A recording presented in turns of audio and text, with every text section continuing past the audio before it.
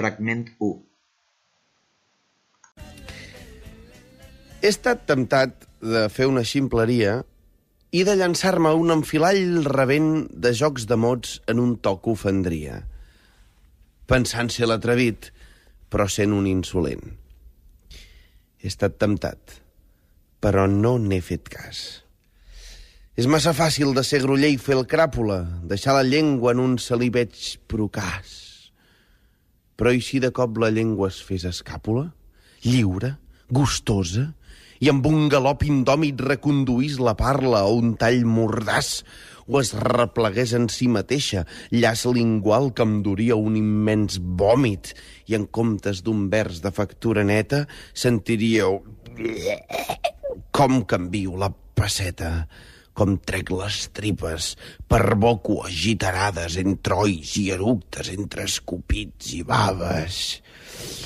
I seria cridaner i molt anecdòtic, sí, però li faltaria el tema luxuriós i eròtic. Fragment 2. Perquè tothom té i du l'empenta, com un cateterisme aplicat en placenta, la punta violenta emplejant truculenta i una femta cruenta que ho ajunta. Això és el que em rebenta. L'insult, el dany, la injúria, i serra les dents, si és que és per matar-lo. Ben bé que es mereix un gec d'hòsties. Quin paio, com gosa. La còlera. És d'això que parlo.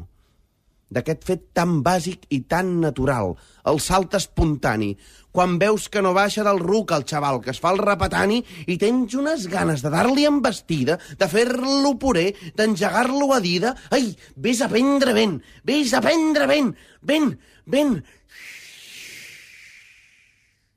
Negra bilis, no gravitis pels meus vols. Fragment 3. Jo, pecador, confesso a en Xavier Vilà i a tots vosaltres, oients, que he pecat, per culpa meva, de menjar o dur, xoriço, bacon i cargols en un sol plat, tot remenat. Un ranxo de 1000 meravelles en un petit poble a Terol. Un plat complet, omplint complot del gran garrot. Colesterol. Un bol de greix, un descontrol. Tot l'aliment d'aquest perol dóna més son que oldre formol. Nyonya d'un àpat camperol que no resol ni dà consol el protocol de perdre quilos que ben gimnàstic i betzol fa dies que ho meto. I em dol, perquè ja no vaig a córrer en sortir el sol i no saps la de carn que em ventilo. I com xalo boi endrapant fins botir l'última escletlla, la xocolata fondant amb algun trosset d'ametlla. Fragment 4. Bé, avui és que no ho he acabat de resoldre. Altres vegades això era arribar i moldre, però en aquest moment, just ara, què voleu que us digui? Fer gatzara i animar el públic oient amb mots i tal, no em veig amb cor, em falta el foc vital. Potser és la nyonya de l'estiu, de la canícula, que no em deixa ni veure la quadrícula per a construir els versos, i amb ridícula inèrcia barata em claudica, substituint el pit fort, la clavícula, per un granós Bertran, un de pel·lícula.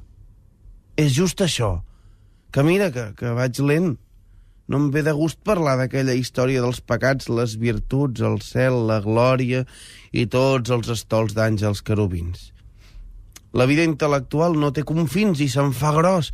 Recorre la memòria per trobar l'interès i el gust d'enginys poètics. Molt més si és obligatòria la tasca i he de parlar fent rims només perquè és la feina i perquè toca.